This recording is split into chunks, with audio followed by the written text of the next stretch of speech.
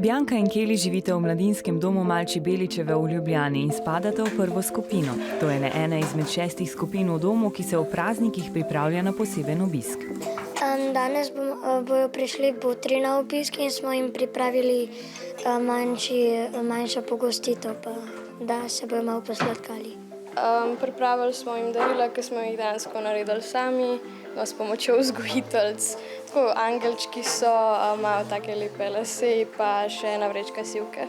Boter lahko postane vsak, ob sklenitvi botrstva pa se zaveže, da bo otroku mesečno nakazoval 21 evrov. Velikokrat se med njimi stke tudi prijateljska vez.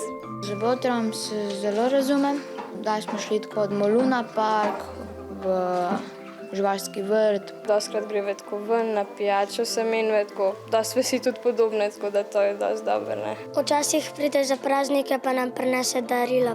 Tudi botri so veseli, da lahko pomagajo. Nekateri so pomagali že več otrokom. Smo bila tudi botra že 2 prejšnjim puncam, ki sta zdaj že samostojni. Popol najdel Katarino in se z njo nekako vzdržujemo kontakte in se srečujemo redno. Z Jakotom smo v bistvu leto šele začeli, tako da še delamo na naših odnosih in se šele spoznavamo. Močne vezi pa se ne spletejo samo med botri in otroki, ampak tudi z vzgojitelji. Ti so z njimi ves čas in so zanje kot nadomestni starši. Vzgojitelji so malo strogi, drugače so pa prijazni, pa se nam pomagajo učiti, pa nas včasih tudi tolažijo.